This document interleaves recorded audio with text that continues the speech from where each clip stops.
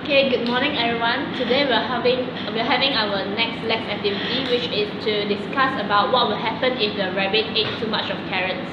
I'm Aik Yin Zheng with the metric number of 183825. I'm Siti Suhailah with metric number 181636. I'm Putri Sabreena with the metric number of 182201. I'm Toshan metric number 181290. Ameer from Toshan, metric number 18158. My name is Ameer Rahman metric number 182082. So we'll talk about what is the objectives of us doing this report. So the objective of having this discussion is to understand the digestion system of the rabbit and to discover the digestion process in rabbits.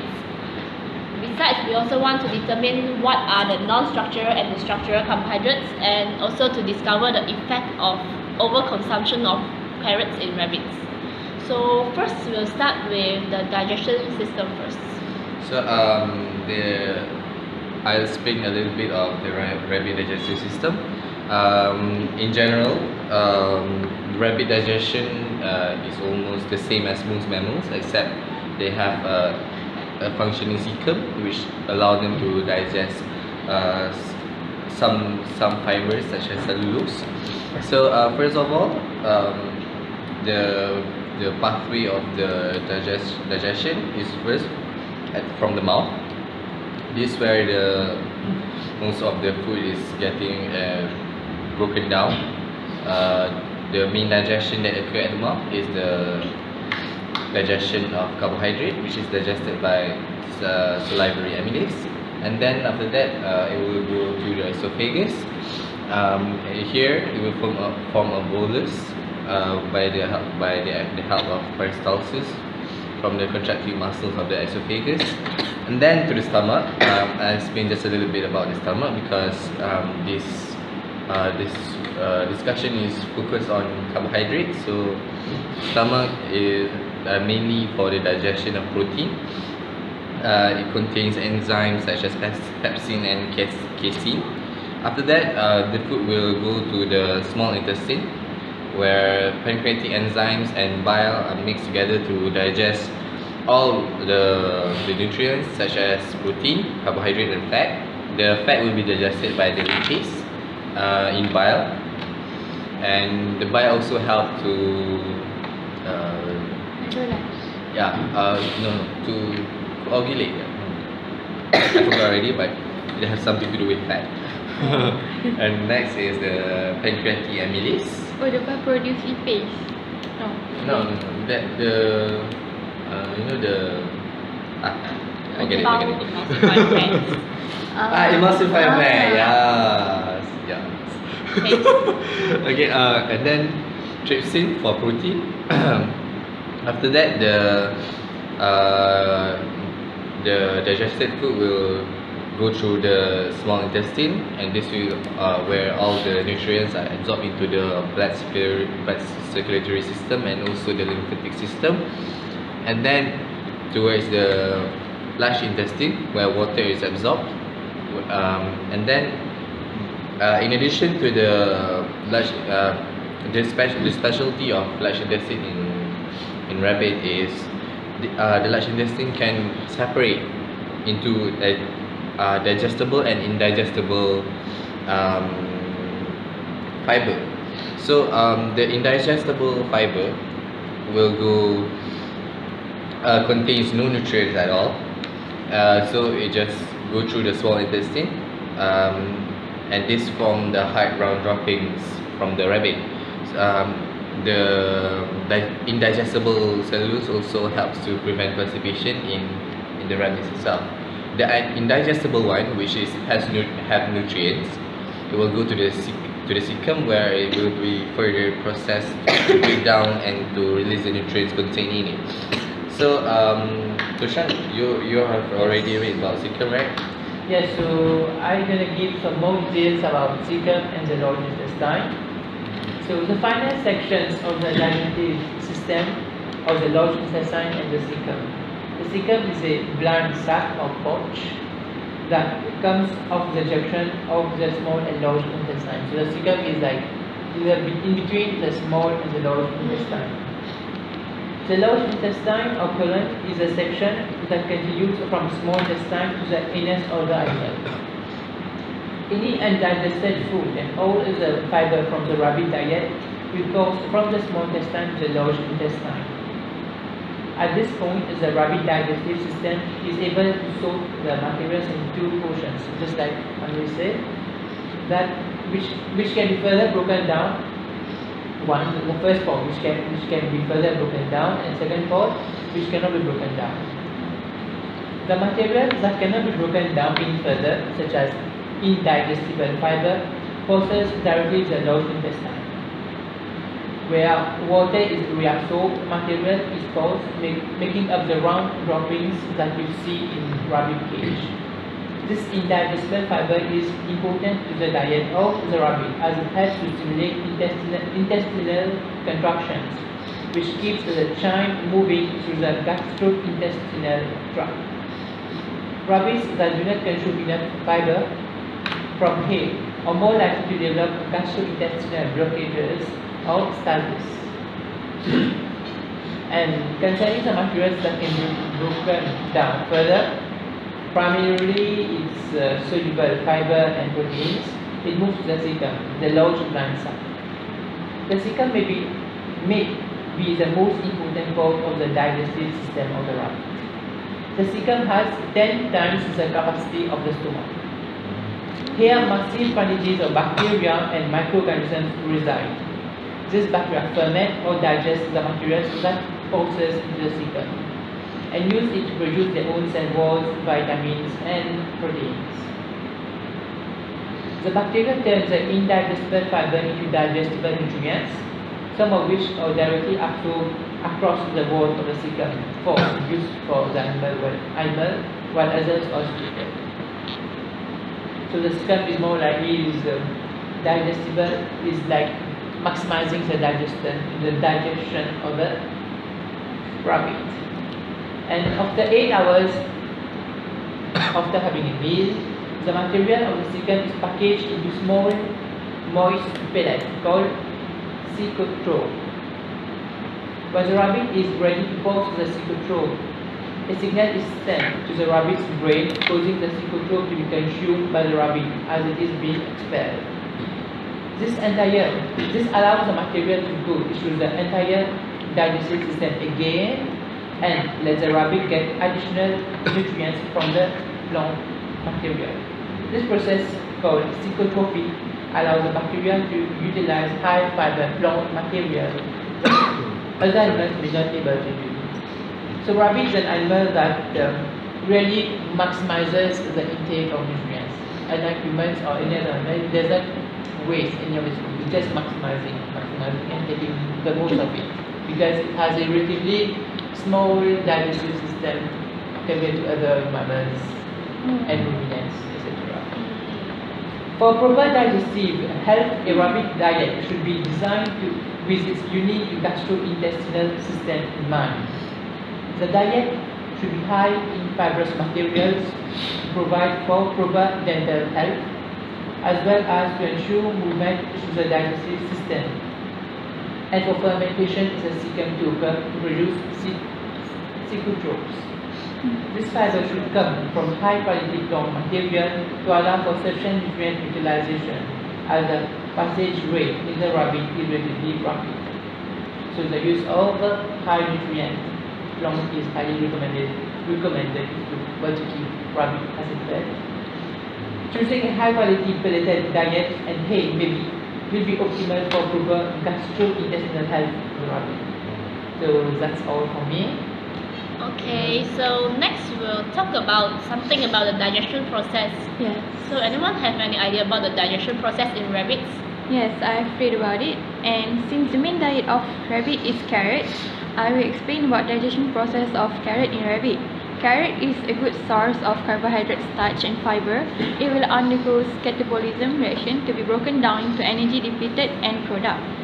So catabolism, as we know, is a breakdown process of molecules to simpler components. Before intestinal absorption, it will be hydrolyzed to hexose sugars or glucose There is a family of glycosides that degrade carbohydrate into their monohexose components, catalyze hydrolysis of glycosidic bonds. So glycosides is the responsible enzyme to break down glycosidic bonds. These enzymes are usually specific to the type of bond to be broken. Digestion of carrot in rabbit digestion system starts by salivary alpha amylase in the mouth. This enzyme is produced by salivary glands. Its optimum pH is 6.7. It is activated by chloride ions. The enzyme acts on cooked starch and glycogen, breaking alpha-1,4 bonds, converting them into maltose.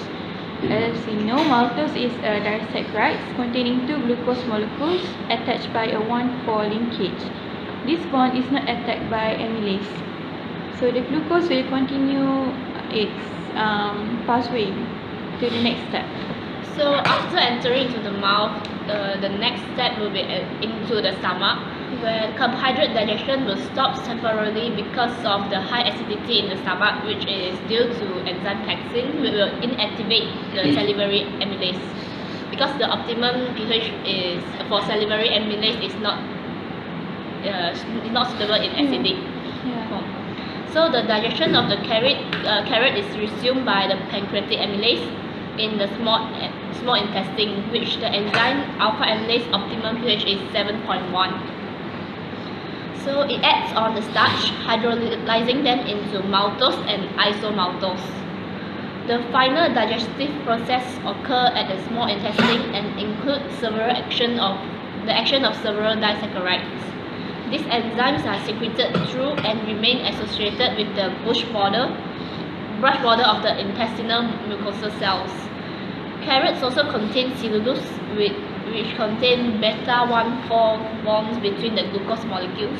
And in rabbits, cellulose can be digested by cellulase, which are produced by the microbes, such as the cellulose bacteria in the small intestine. And the end product of carbohydrate digestion are monosaccharides, which are glucose, galactose, and fructose. They are absorbed by the duodenum to the portal veins to the liver, where fructose and galactose are transformed into glucose. The end product will then either be utilized by the body or through anabolism process or stored in the form of glycogen. So from there, the major end product from the digestion, which is glucose, will undergo further oxidation reaction known as glycolysis reaction. Glycolysis reaction is a metabolic pathway that degrades the glucose. So this reaction takes place in the cytoplasm of all living cells. The glucose will either oxidize into pyruvate or lactate, depending on the condition where oxygen is present or not. If it is in aerobic condition, it will produce 6 or 8 ATPs. But when it is in anaerobic condition, it will produce only 2 ATPs. Depending the glycolysis reaction will undergo two stages, which are energy requiring stage and energy production stage, which in the end will give out ATP as energy product. In this reaction as well, 2NAD+ will be reduced into 2NADH through the electron transport chain, ETC.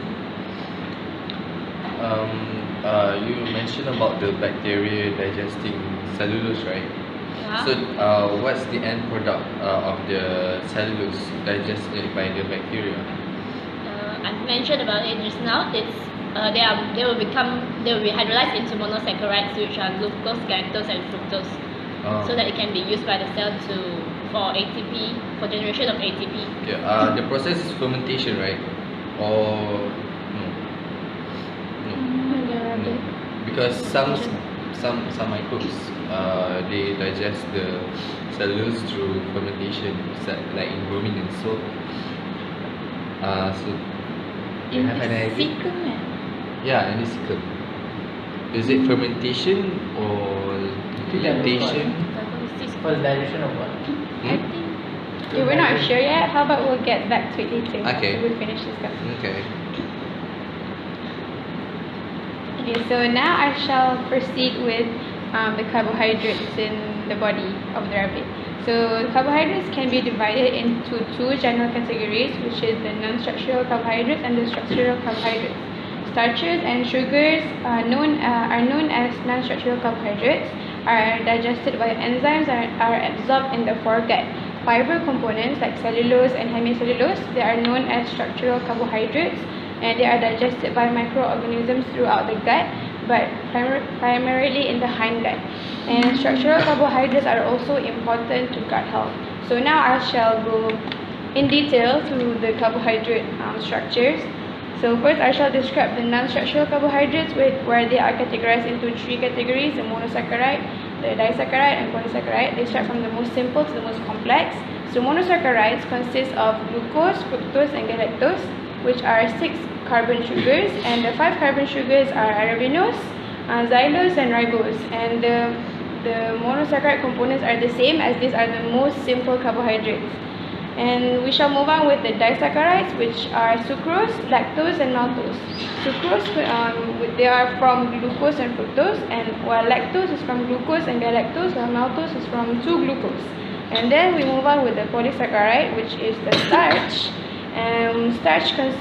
Starch can be in 2 forms, which is the linear form and the branch form. The linear form is amylose, and the branch form is amylopectin.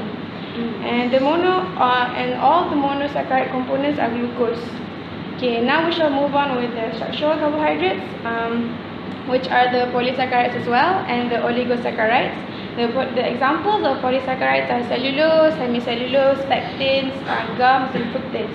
Cellulose are obviously from glucose, and hemicellulose are from glucose, mannose, and galactose, xylose, and arabinose. Okay, and pectins are from different types of monosaccharides that in the end forms a gel. And gums, they can be mixed from different monosaccharides, and they can be found most in seed coats and hulls, which rabbits mostly consume. And fructans are from fructose. And now we shall move on with oligosaccharides. Okay, there are 3 examples, which is fructo-oligosaccharides, mannan oligosaccharide, and raffinose. Okay, these are very complex, and fructo-oligosaccharides consist of several units of fructose, and mannan oligosaccharide, they consist of several units of glucose, and the last one, which is raffinose, consists of 3 monosaccharides: glucose, fructose, and galactose, which basically combination of all the glucose. Now I shall proceed with the nutrients that are required by rabbits. Okay, as we all know, and we have learned it before, nutrients is a chemical substance that animal requires to grow and live. Okay, so there are 6 main nutrients that are important to not just rabbits, but to us as well and all animals, which are water, vitamins, minerals, protein, fats, and carbohydrates. Okay, now I should start with water. Water is very important to rabbits because it is more than half of the body mass. Rabbits are really small animals, which means they require lots of water in a day. And dehydration will cause trouble in the digestive system, where they will use the water in the digestive system to complement the dehydration they are facing. Okay, and proteins is very important because it forms the hormones and enzymes for digestion. As we have discussed before, enzymes play a lot of roles in the digestion, and we have proteins consist of proteins form essential amino acids, which cannot be synthesized by the body, so they need to eat it. Okay, and then fats. Rabbits don't need that much fat; they just need 3% of fat, because too much of fat will cause obesity, obviously. And the next one is carbohydrate, which is very important because when they eat cellulose, the cellulose will then break down to fibers, which are very important to rabbits. And then these fibers will form a short-chain fatty acid, which is important for energy source and bacterial growth in their digestive system. And as for vitamins and minerals, there are supplements that rabbits need, because without vitamins and minerals, it will cause illness in rabbits. So yeah. So who knows about the effect of overconsumption of carrots in rabbit? I really based on some reference, I found there are certain effect of the overconsumption of carrots in rabbits. Okay, actually, rabbits don't usually consume root vegetable sized carrot, but instead they would most likely prefer a diet that is rich in fiber sized hay, which can be legume hay or grass hay. Most of us, we also think that like carrot is the most favorite diet for rabbit, right? Yes. Yeah. But actually, carrots are not advisable for rabbit due to the fact that carrot is actually high in sugar, which can lead to tooth decay or even worse, the diabetes if consumed regularly in rabbit. Wow, rabbit can have diabetes too. Yeah, just like human. Yeah, and we also can provide like fruits and vegetables such as apple to be given to rabbit rather than carrots for the consumption occasionally. Okay, relating to a disease which can be caused by the overconsumption of carrot is gastrointestinal sepsis, also known as gastrosepsis.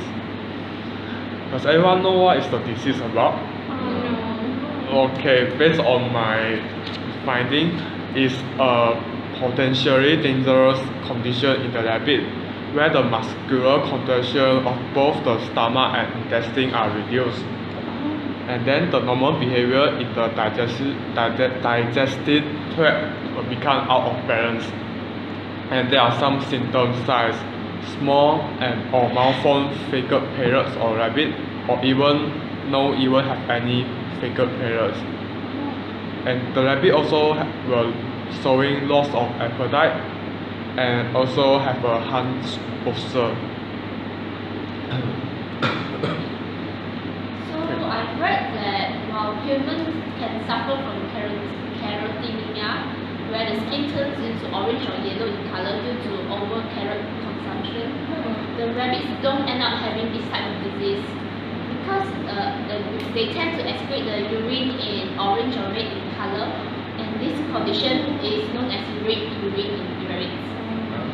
Instead of changing our skin color, Yeah, they won't change in skin color, they will excrete urine in different colors like orange or red color. Is it dangerous? Is that signs of Kidney disease. Oh, maybe can lead to kidney disease. We believe that rabbits have different metabolism as compared to humans, so they excrete the extra keratin in the body via the urine, while humans, the keratin is stored under the skin. That's why this will happen. So this can be reduced by consuming less fruits and vegetables that are high in keratin. Okay, there's another effect of overconsumption of carrots in rabbits. There's also an effect which can be caused constipation in rabbit due to overconsumption of carrot. In this case, it's almost as similar to humans. Carrot is a vegetable that is rich in fiber, so when it's consumed in a large amount, the excess fiber accumulation will occur in the intestine, which will cause difficulty when the rabbit trying to defecate. This situation involves when the rabbit is consuming inadequate amount of water, which will function to push the accumulated fiber to ease the defecation process. Thus, we can conclude that feeding the proper diet is very important as it helps to maintain the health of rabbit by encouraging the digestive health, tooth health, and also the prevention of the formation of hair ball. So hay is vital to rabbit diet and should be available at all times, and it can be eaten for the rabbit as soon as after the rabbit is weaned. So I've also read about that the majority of the house rabbit, the diet should be composed of grass hay, as Rachel said just now. Because grass hay is very rich in vitamin A and B, as well as in calcium, protein, and other nutrients. So eating hay will promote the healthy and gastrointestinal tract and should be available to the rabbits at all times. Varying the type of grass hay or mixing the hay is also a great idea, such as Timothy, orchard, oat hay, brome, and so on. And we should avoid the use of alfalfa hay as a primary source of hay because it is very high in calories and protein, far more than the average rabbit should have. So alfalfa is not a grass but rather a type of legume in the pea and bean family. Okay, so can we easily find grass hay? Like if we have rabbits as pets at home, can we find it in pet shops or we have to go to certain farms? Or... I think grass hay is easily available at the shops. And there is another option. If you can find grass hay, you can also give your rabbits fresh food. Fresh foods are also important part of your rabbit's diet as they provide additional nutrients as well as different textures and tastes, which are enriching for your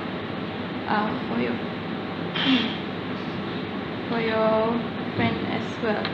Fresh food are also provide more moisture in the diet, which is good for kidney and bladder functions. The bulk of fresh food should be made up of leafy greens, which is about 75% of the fresh part of the diet. Any leafy green that is safe for human or horse to eat is safe for rabbit to consume. So instead of giving pellets or grass hay or carrots, we can give them leafy vegetable. Oh, so in conclusion, we can say that everything needs a balance. Yeah. Overconsumption of carrot is not good, but they need to eat, have to include carrot in their diet also, as well as hay and fruits and vegetables and all sorts of other sorts of food. So we shall end our discussion here today. Thank you everyone for attending this discussion. Okay, Bye. thank you. Bye. Bye.